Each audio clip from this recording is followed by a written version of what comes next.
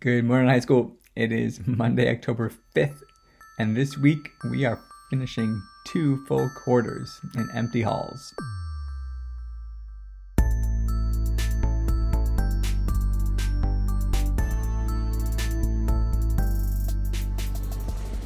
It is so weird to think that we have done an entire semester of schooling at this point from distance learning without being around each other at all.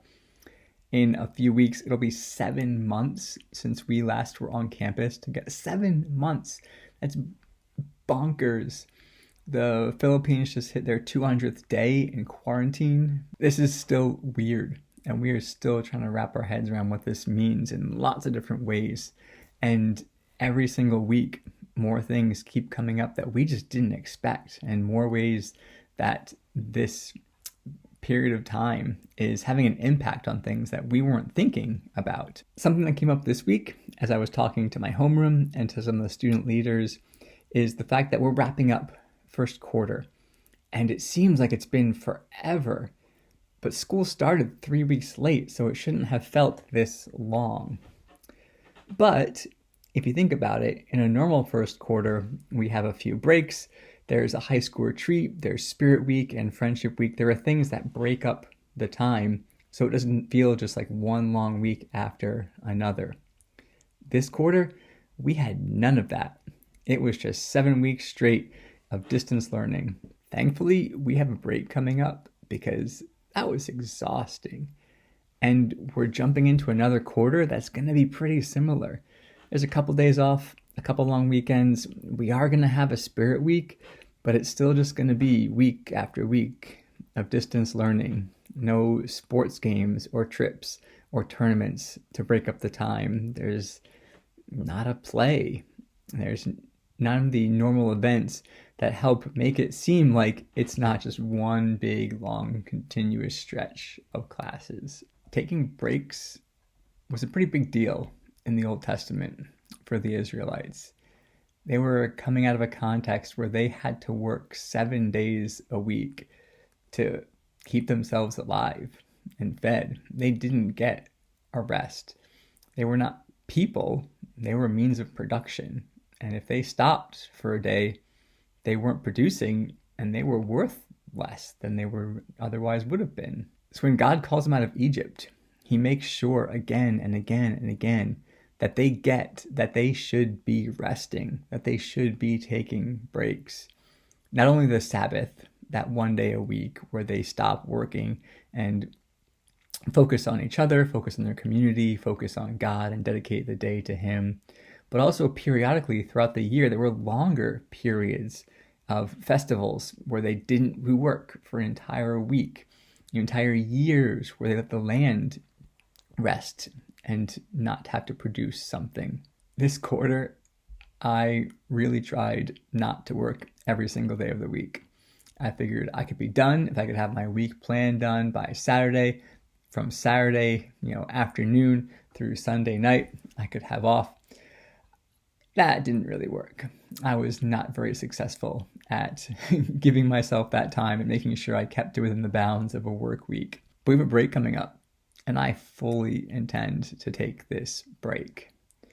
It's tempting to think, hey, I can get a week ahead in my planning. I can, put things together so I'm less busy later on at getting my classes together or getting ahead on some of the things that I need to do for my principal job.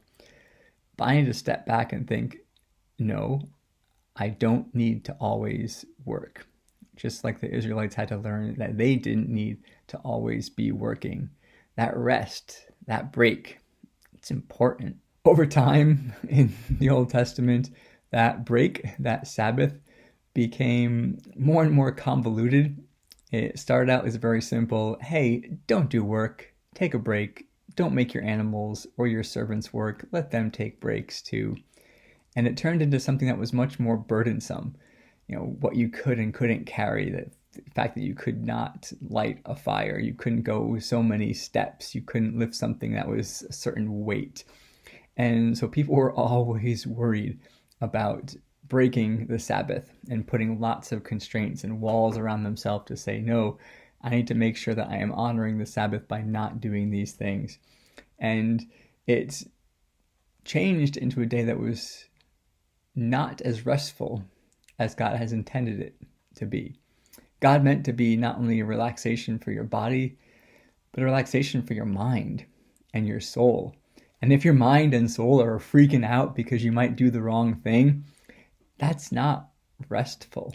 So when Jesus comes along and heals people on the Sabbath, or his disciples pick grains and crush and eat them on the Sabbath, he challenges that idea and says, that you're not made for the Sabbath.